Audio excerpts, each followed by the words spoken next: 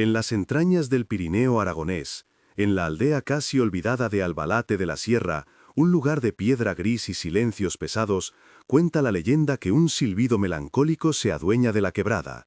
No es el canto de un pájaro ni el lamento del viento entre las rocas, es la voz del silbador, un eco que, según los mayores, solo persigue a los forasteros que llegan con malas intenciones, trayendo consigo la mala sombra, una cadena de infortunios que obliga al intruso a marcharse. Pero para Marcos, un arquitecto madrileño ahogado por las deudas y el cinismo de la gran ciudad, eso no eran más que cuentos de viejos, supersticiones diseñadas para asustar a los niños y mantener el valle anclado en el pasado. Hasta que la herencia de una casa en ruinas, la única atadura a un pasado familiar que desconocía, le obligó a encarar la verdad que sus abuelos habían protegido con un silencio de piedra. ¿Sería posible que las advertencias de los ancianos fueran reales? ¿Que un eco del pasado aún juzgara a los vivos en aquel valle? ¿O habría tras la leyenda del silbador un secreto mucho más humano, una herida tan profunda que el pueblo entero se negaba a dejar cicatrizar? Antes de revelaros lo que se escondía entre los muros derruidos de la casa del guardia, el legado que Marcos despreciaba, comenta aquí si en tu tierra existe alguna leyenda que cuenten los mayores, una de esas historias que se susurran al calor del hogar.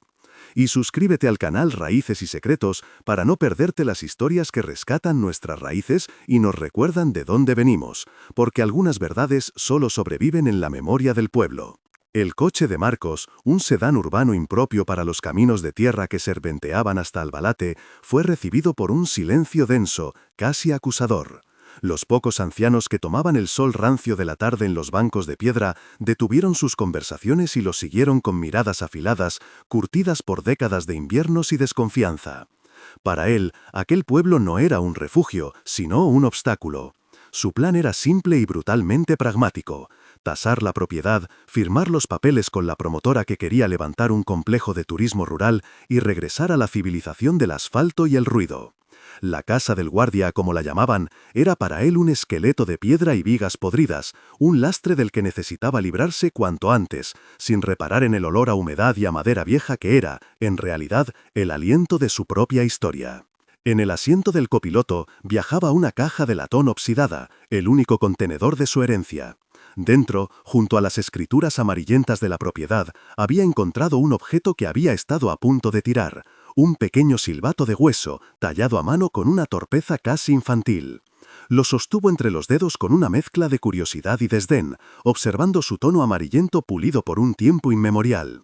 Lo consideró una baratija inútil, el amuleto de un pastor supersticioso, un símbolo perfecto de la mentalidad arcaica que pretendía demoler junto con los muros de la casa.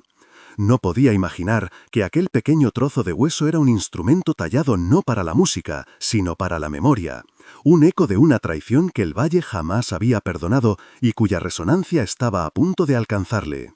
La llamada de su socio, Ricardo, rompió la quietud del atardecer con la estridencia de la ciudad. Su voz, impaciente y agresiva, resonó en el interior del coche. «Marcos, ya estás allí, los inversores preguntan, no me vengas ahora con historias de fantasmas que silban o de viejos que no quieren vender, esos solo quieren que les malvendas el terreno por 4 duros». Ricardo era la encarnación de la modernidad depredadora, un hombre para quien la tradición era un sinónimo de retraso y las leyendas un cuento para crédulos. «Necesito que empiecen las catas del terreno ya, el tiempo es dinero, y las leyendas, amigo mío, no pagan hipotecas».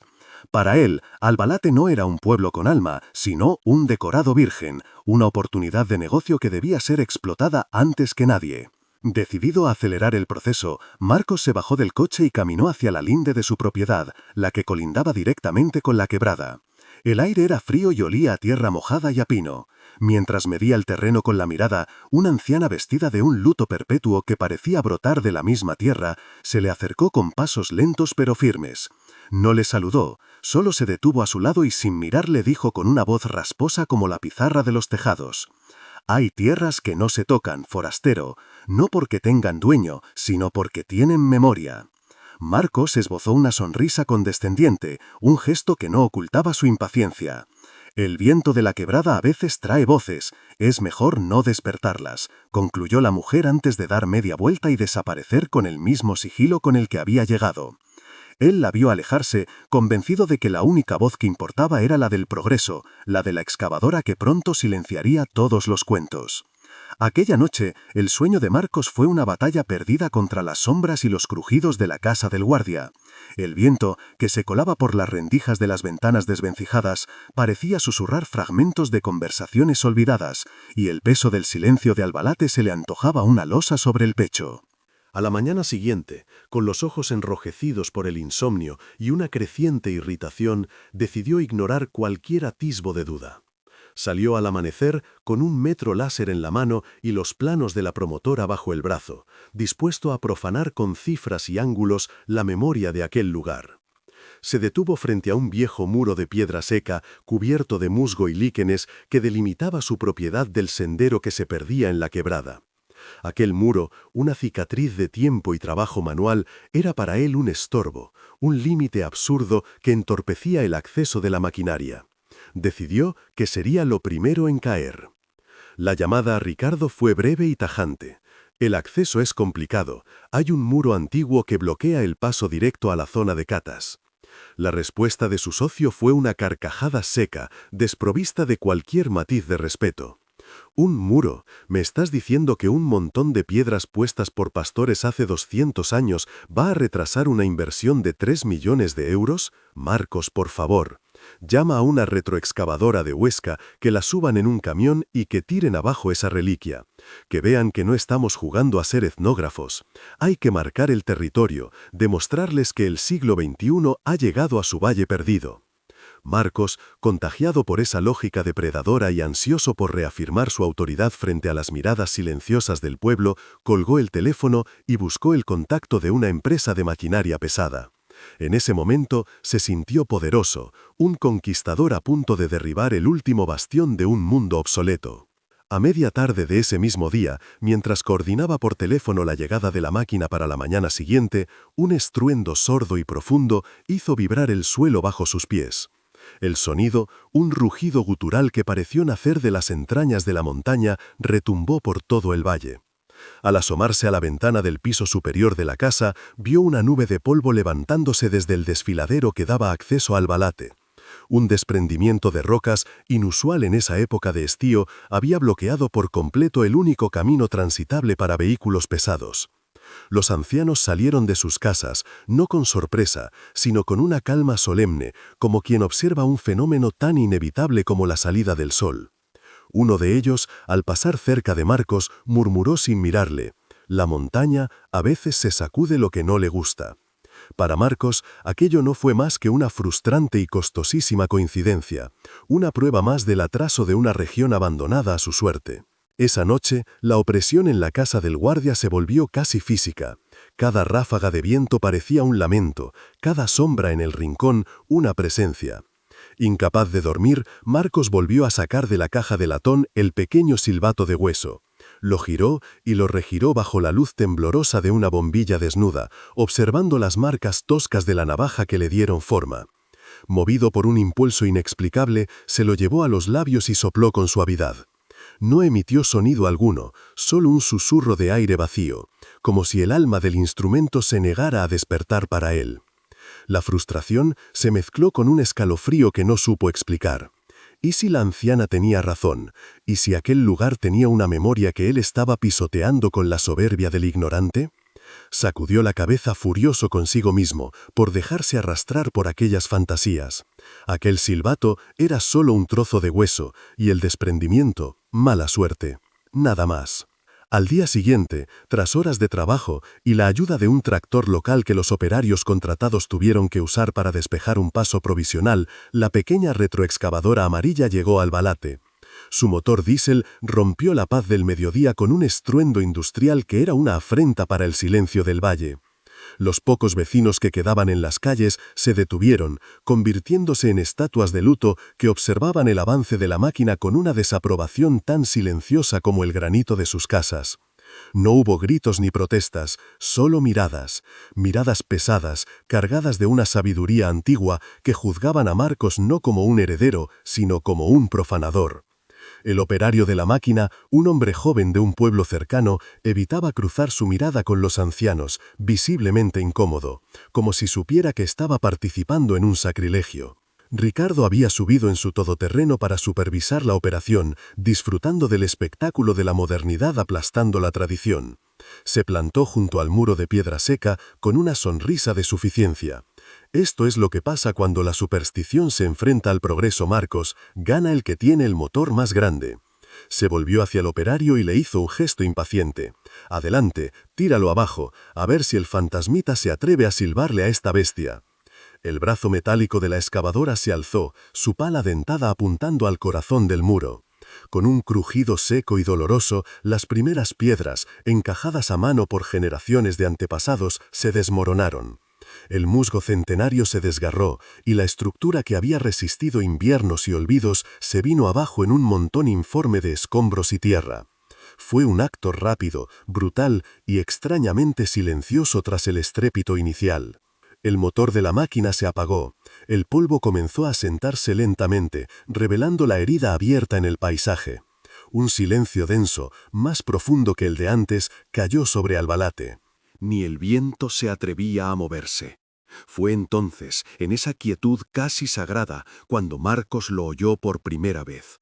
Un sonido agudo, increíblemente claro y melancólico, que parecía nacer de la... Ni el viento se atrevía a moverse. Fue entonces, en esa quietud casi sagrada, cuando Marcos lo oyó por primera vez. Un sonido agudo, increíblemente claro y melancólico, que parecía nacer de la misma garganta de la quebrada. No era el trino de un pájaro, ni el silbido del aire entre las rocas. Era una melodía, una secuencia de notas deliberada, un lamento que le heló la sangre en las venas. ¿Has oído eso?, le preguntó a Ricardo, con la voz apenas un susurro. Su socio frunció el ceño. ¿Oír? ¿El qué? El viento. Vámonos, este sitio me da grima. Pero Marcos sabía que no era el viento. Era el silbador. Y su canto, por primera vez en décadas, había vuelto para juzgar a un forastero. El todoterreno de Ricardo se marchó levantando una nube de polvo y desprecio, dejando a Marcos solo en un silencio que ya no era pacífico, sino acusador. El eco de aquel silbido no se había desvanecido con el ruido del motor, por el contrario, parecía haberse instalado en su mente, repitiéndose en un bucle helador. Cada nota, clara y definida, era una burla a su escepticismo. Se refugió en la penumbra de la casa del guardia, pero el frío de la piedra ya no era solo físico. Sentía el peso de las miradas de los ancianos sobre él, la desaprobación de la montaña, la advertencia de un valle que había decidido hablarle en su propio y terrible idioma. Ya no se sentía un conquistador a punto de reclamar su premio, sino un intruso al que le acababan de mostrar la puerta de salida de la forma más inquietante posible. Por primera vez desde que había llegado, Marcos sintió miedo, un miedo primitivo y profundo que la lógica de sus planos y contratos no podía disipar. Incapaz de encontrar la calma, su mirada se posó sobre la caja de latón que descansaba en la mesa de la cocina. Con manos temblorosas la abrió y volvió a sacar el pequeño silbato de hueso. Ya no era una baratija inútil, un vestigio folclórico. Ahora era un objeto cargado de una energía ominosa, el instrumento de aquel lamento que le había perforado el alma. Lo giró bajo la luz mortecina de la bombilla, observándolo con una atención que antes le había negado. Fue entonces cuando lo vio. En la base del silbato, casi borradas por el roce de décadas de dedos, había unas iniciales y una fecha grabadas con la punta de una navaja. Las letras eran toscas, casi infantiles, pero inequívocas. J.M. 1938. Un escalofrío le recorrió la espalda, más intenso que cualquier ráfaga de viento del Pirineo. Aquellas no eran unas iniciales cualquiera, eran las de su abuelo, Javier Monforte. ¿Y la fecha? 1938, plena guerra civil. La leyenda acababa de adquirir un nombre y un ancla en la historia. De repente todo encajó con una violencia devastadora. La huida de su abuelo del pueblo, su negativa a hablar jamás de Albalate, el silencio pétreo que siempre rodeaba su infancia. No era el desdén de un hombre que había prosperado en la ciudad, sino el mutismo de alguien que escapaba de un recuerdo insoportable. Aquel silbato no era un amuleto, era una reliquia, un testigo mudo de un suceso ocurrido en el año más sangriento de la contienda. Movido por una urgencia febril, Marcos subió al desván, un espacio olvidado que olía a polvo y a tiempo estancado. Recordó un viejo arcón de madera que había visto en un rincón, cubierto por una lona raída, uno de esos muebles que las familias arrastran de generación en generación sin saber muy bien por qué. Lo había ignorado, considerándolo un trasto más. Ahora, sin embargo, sentía la certeza absoluta de que las respuestas que buscaban estaban encerradas allí dentro. El arcón estaba cerrado con un candado de hierro forjado, tan oxidado que parecía fusionado con la madera. No había llave. La impaciencia de Marcos se convirtió en desesperación. Buscó una vieja barra de metal entre los trastos abandonados y, sin pensarlo dos veces, forzó la cerradura. El sonido de la madera astillándose y el metal rindiéndose con un gemido agudo resonó en toda la casa, un acto de profanación que le hizo contener la respiración. Levantó la pesada tapa, esperando encontrar, ¿qué? ¿Objetos de valor? ¿Recuerdos sentimentales? Pero el interior del arcón no guardaba tesoros, solo contenía el peso de la memoria. Sobre un lecho de ropa apolillada descansaba un pequeño diario de pastor con las tapas de cuero gastado y un fajo de cartas amarillentas atados con una tira de tela que alguna vez fue azul. No había oro ni joyas, solo papel y tinta, el legado inmaterial y terrible que su abuelo había decidido ocultar del mundo. Con un respeto que no había sentido en años, Marcos tomó el diario. La caligrafía era la de un niño, irregular y esforzada. Las primeras páginas hablaban de ovejas, del frío en las cumbres, de los juegos con otros niños del pueblo. Pero a medida que avanzaba hacia el año 1938, el tono cambiaba. Las descripciones se volvían escuetas, temerosas.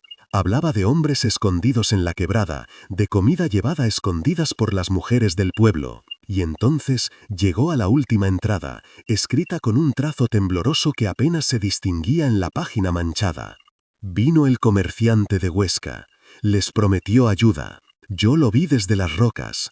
Se escondió tras el roble viejo y esperó a que se hiciera de noche. Entonces sacó un silbato de hueso, como el mío, y tocó la canción del pastor. Pero no era para las ovejas. Era una señal. Después, solo oí los disparos. La palabra silbato le quemó los ojos.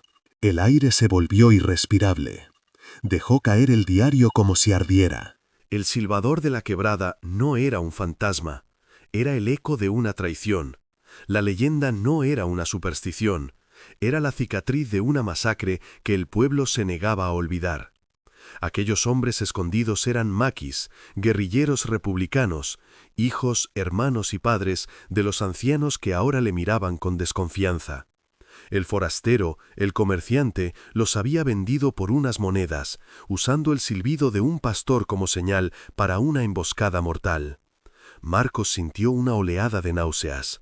El proyecto de turismo rural, las catas del terreno, el muro que había derribado con tanta arrogancia, todo estaba planeado sobre una fosa común no reconocida, sobre la tierra sagrada que guardaba los cuerpos de los hijos de Albalate.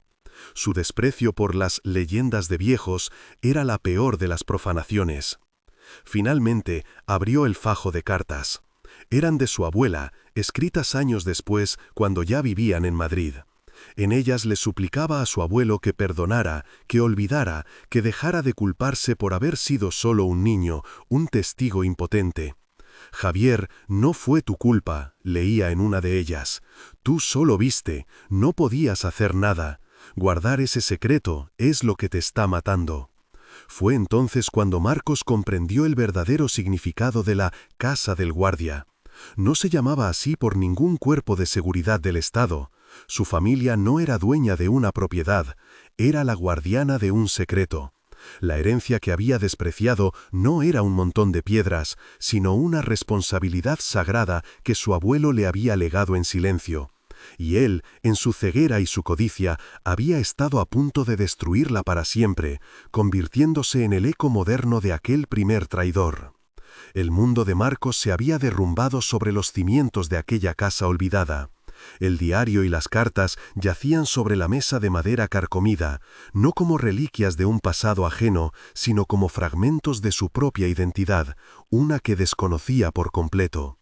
El aire del desván, denso con el polvo de décadas de silencio, parecía ahora cargado con los susurros de los hombres asesinados. Cada crujido de las vigas era un eco de los disparos que su abuelo, un niño aterrado, había escuchado desde las rocas. La codicia que lo había traído hasta Albalate se había disuelto, reemplazada por una vergüenza helada y profunda. Miró por la ventana hacia la quebrada, que ya no era un simple accidente geográfico, sino un sagrario violado. Comprendió que el silbido que había escuchado no era una amenaza, sino un lamento, el último aliento de una memoria que se negaba a ser sepultado bajo los cimientos de un hotel de lujo. La llamada a Ricardo fue uno de los actos más difíciles de su vida. Su voz, al otro lado de la línea, sonaba metálica y lejana, un eco del mundo de hormigón y ambición que él sentía que ya no le pertenecía. «Marcos, ¿qué demonios pasa? Me dicen que la máquina se ha retirado. ¿Te has acobardado por un desprendimiento y un poco de viento?» Con la garganta seca, Marcos intentó explicarlo. Le habló del diario, de la fecha, de la masacre. La respuesta de Ricardo fue una carcajada cortante, desprovista de la más mínima empatía. «¿Me estás tomando el pelo? ¿Una historia de la guerra de tu abuelo? Eso es oro, Marcos, marketing. Podemos llamarlo el resort de la leyenda. Pero el proyecto sigue, tenemos contratos firmados y una penalización que te dejaría en la ruina de por vida. Deja de jugar al historiador y compórtate como un empresario». Ignorando por completo las súplicas de Marcos, Ricardo envió al día siguiente a un equipo de topógrafos con instrumental de última generación para realizar las catas geológicas. Sin embargo, al caer la tarde, recibió una llamada del jefe del equipo, un hombre pragmático y confundido. «Señor, aquí ocurre algo muy extraño. Los magnetómetros y el georradar se vuelven locos. Justo en el área que nos marcó, las lecturas son un caos. Es como si hubiera una interferencia masiva bajo tierra. Oficialmente lo achacaremos a una veta de mineral de hierro, pero no he visto nada igual en 20 años de carrera. Además, mis hombres están nerviosos. Dicen que el silencio de este lugar es pesado. No quieren volver mañana». La mala sombra de la leyenda ya no eran simples accidentes, ahora se manifestaba como una anomalía científica, una resistencia de la propia Tierra que la tecnología no podía explicar ni someter. Con el peso de la amenaza de Ricardo sobre sus hombros y la extraña noticia de los topógrafos en su mente, Marcos supo que no podía seguir solo. Recordó a la anciana que le había advertido junto al muro, su rostro un mapa de arrugas y sabiduría. La buscó por las callejuelas del pueblo y la encontró sentada en un poyo de piedra, desgranando legumbres en su regazo como si el tiempo se hubiera detenido. Se acercó con una humildad que nunca antes había conocido y sin decir palabra le mostró el pequeño silbato de hueso. La mujer detuvo su labor y levantó la vista. Sus ojos negros, profundos y sin sorpresa, se posaron en el objeto y luego en el rostro de Marcos. No necesitó ver el diario. Asintió lentamente, con una solemnidad que era a la vez un juicio y una absolución. «Hay secretos que no se entierran con tierra», dijo con su voz rasposa. «Se entierran con silencio, y el tuyo ha durado demasiado». La anciana, cuyo nombre era Adelaida y era la nieta de uno de los hombres asesinados en la quebrada, lo condujo al interior de su casa, un espacio oscuro que olía a leña y a guisos lentos. Allí, por primera vez, alguien rompió el pacto de silencio de Albalate. Le contó que el silbador no era un fantasma, sino un juramento. Tras la masacre, las mujeres del pueblo juraron que ningún forastero con el corazón manchado de codicia volvería a profanar su valle. El silbido era el recuerdo del sonido que condenó a sus hombres, una advertencia que solo los culpables podían oír. La mala sombra no era magia, sino la resistencia organizada de un pueblo herido, una herramienta que se perdía, un trámite que se retrasaba, una desconfianza que ahogaba cualquier intento de invasión. Era la guerra de guerrillas de la memoria, librada no con armas, sino con el peso de una verdad que se negaba a morir. La noticia del fracaso de los topógrafos enfureció a Ricardo hasta el extremo. Lo llamó de nuevo, pero esta vez su voz no era burlona, sino gélida y amenazante. Se acabó la paciencia, Marcos. Esos viejos te están manipulando o están saboteando el equipo. Mañana subo yo mismo. Y no voy solo. Traeré seguridad privada si hace falta y una orden judicial para acceder a la parcela. Esto ya no es un negocio, es una cuestión de principios.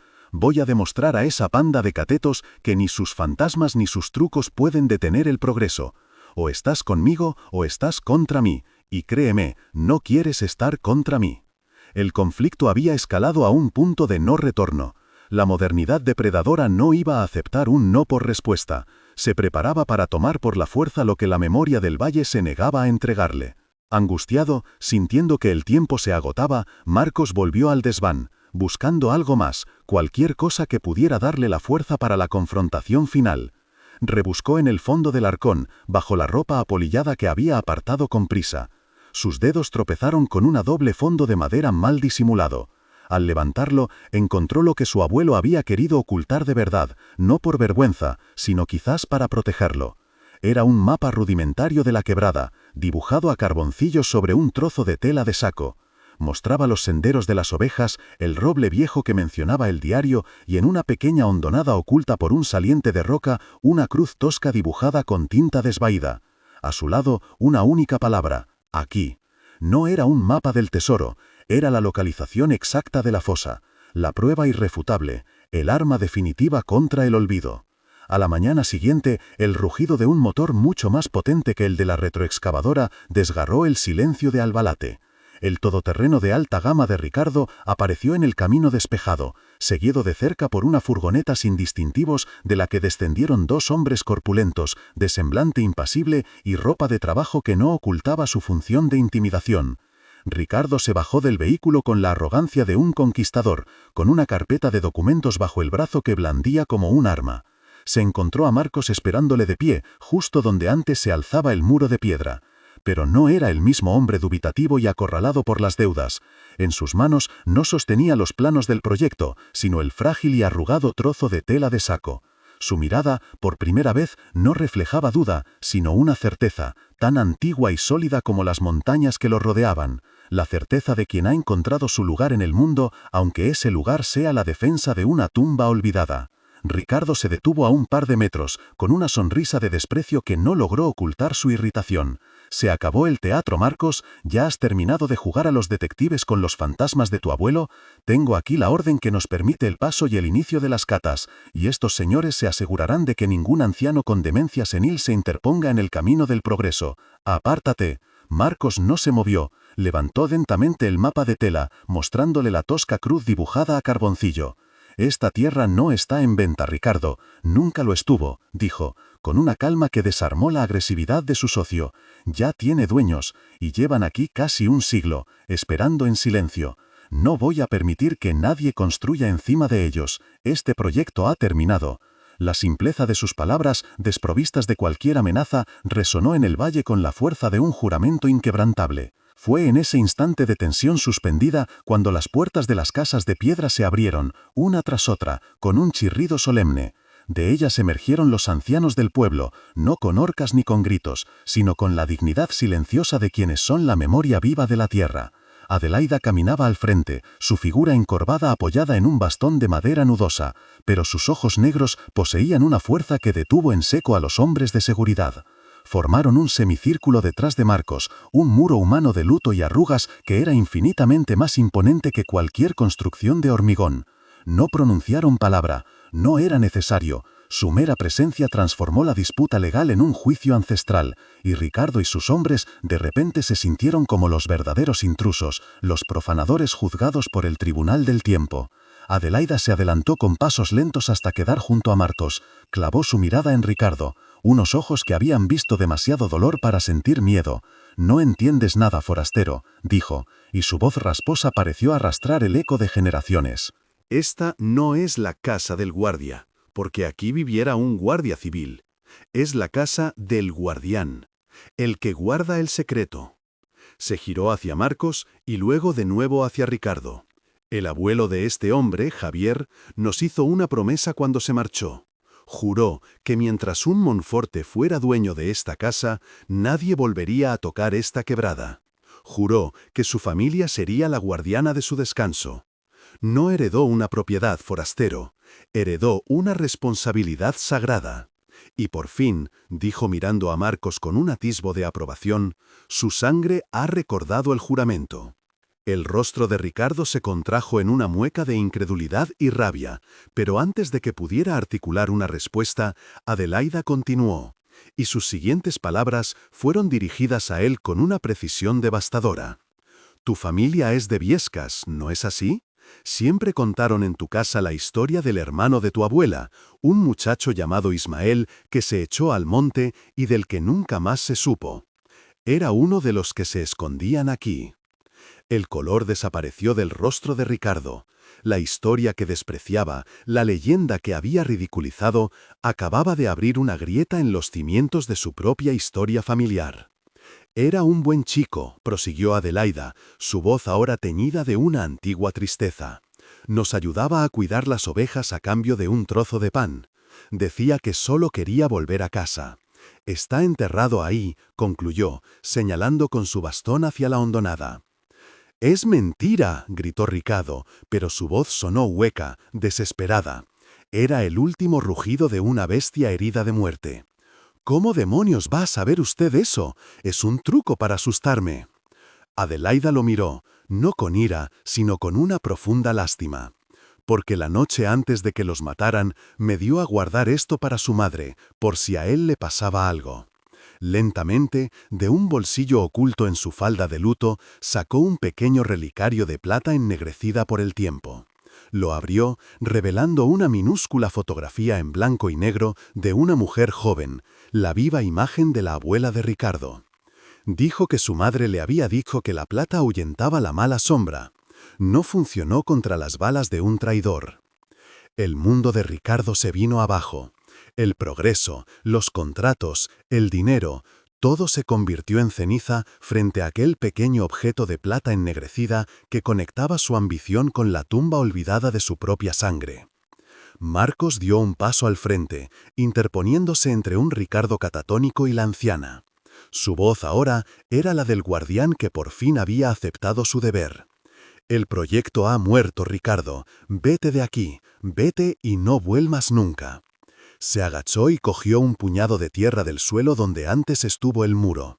«Si no crees en sus palabras, si no crees en este mapa, entonces cree en esto», dijo, dejando que la tierra se escurriera entre sus dedos.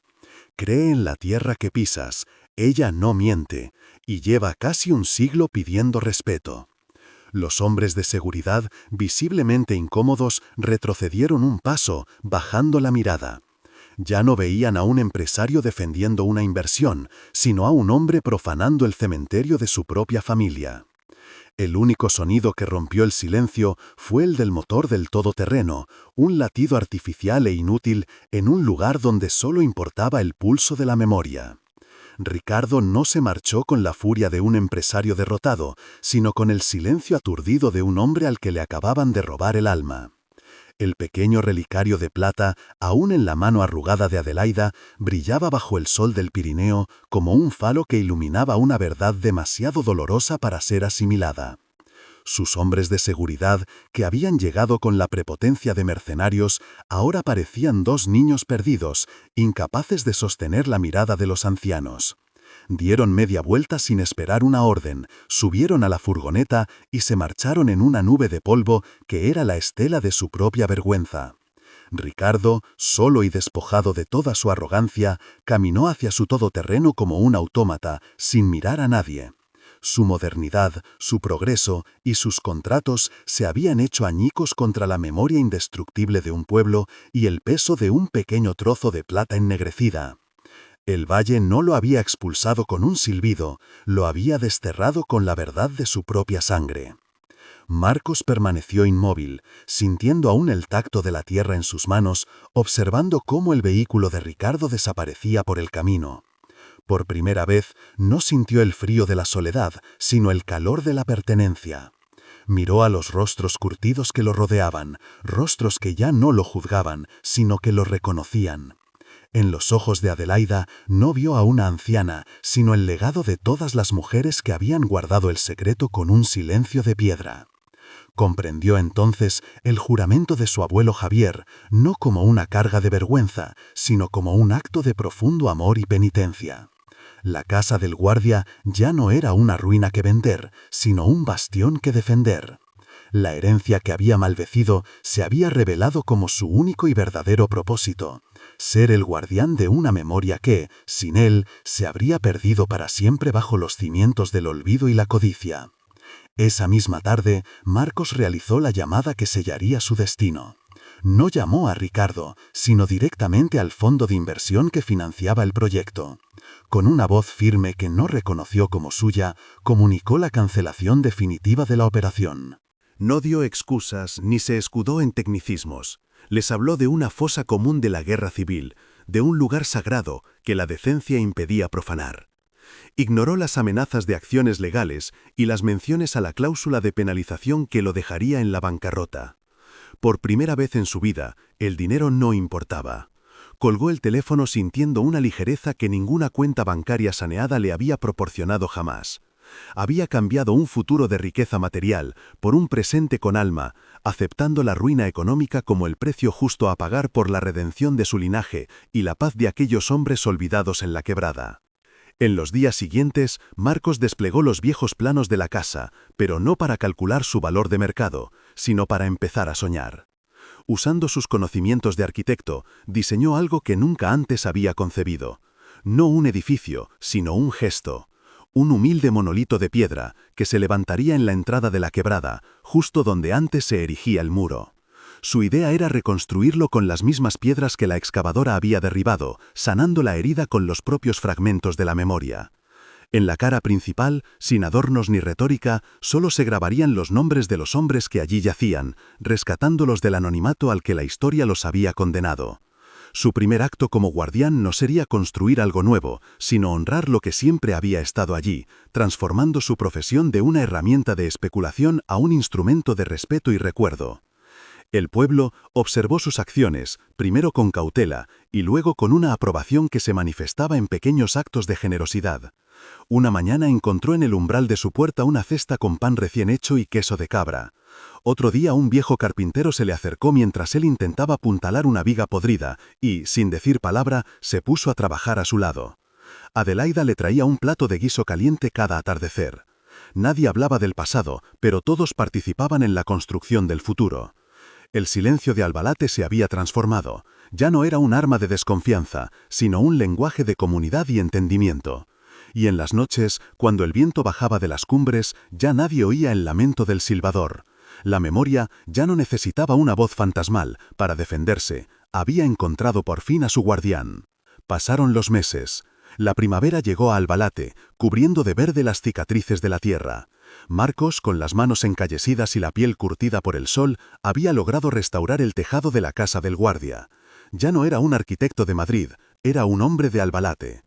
Una tarde, mientras limpiaba el hollín de la vieja chimenea, encontró el pequeño silbato de hueso que había dejado sobre la repisa. Lo tomó en sus manos, sintiendo su superficie pulida y familiar.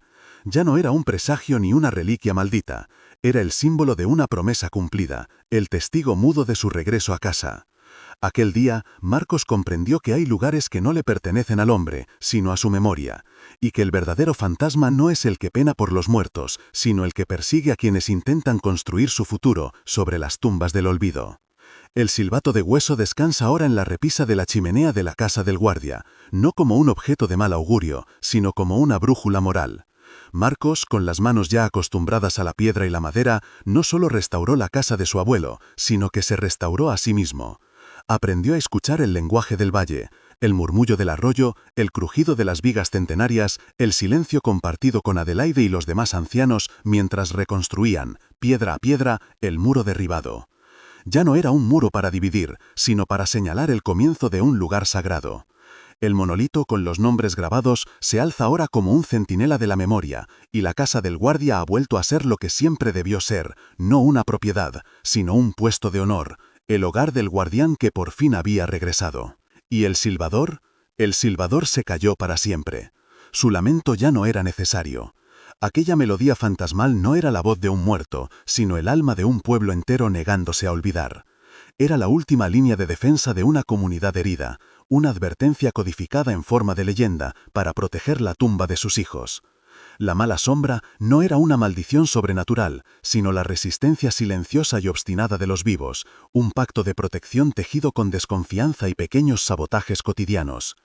El silbido no juzgaba la maldad, sino la codicia, no castigaba al forastero, sino al profanador. Y una vez que la memoria encontró un custodio, en lugar de un enemigo, la voz del valle pudo por fin descansar en paz, su misión cumplida tras casi un siglo de vigilia. De Ricardo nunca más se supo en Albalate. Su derrota no fue económica, sino existencial. El hombre que creía que el progreso podía asfaltar cualquier recuerdo, se encontró con que el pasado era un abismo que le devolvía la mirada. Se marchó de aquel valle no como un inversor frustrado, sino como un hombre despojado de su propia historia, perseguido por el fantasma de un tío abuelo al que, en su ceguera, estuvo a punto de exhumar con una excavadora. Su mundo de cifras y contratos se reveló increíblemente frágil frente al peso de un pequeño relicario de plata y el juramento silencioso de una comunidad. Se convirtió en la prueba viviente de que quien desprecia sus raíces está condenado a vagar sin ancla, un verdadero forastero en su propia vida. La historia de Albalate nos enseña que las raíces no son cadenas que nos atan al pasado, sino los cimientos invisibles que nos sostienen en el presente. Nos recuerda que cada leyenda susurrada al calor del hogar, cada costumbre que parece obsoleta, es en realidad un cofre que guarda las cicatrices, las alegrías y las advertencias de nuestros antepasados. Son el mapa del alma de un lugar, y solo aquellos que se acercan con respeto pueden aprender a leerlo. Aquel día, Marcos aprendió que hay lugares que no le pertenecen al hombre, sino a su memoria, y que el verdadero fantasma no es el que pena por los muertos, sino el que persigue a quienes intentan construir su futuro sobre las tumbas del olvido. Si crees que nuestras tradiciones guardan sabidurías que la modernidad no siempre logra explicar, comparte esta historia para que la memoria de Albalate no se pierda. Escuchemos las voces de nuestros mayores, pues en sus relatos reside la esencia de lo que somos. Mantengamos vivas las memorias que nos dieron forma. Suscríbete al canal Raíces y Secretos para descubrir más relatos que, como este, nos recuerdan que para saber a dónde vamos, primero debemos entender de dónde venimos.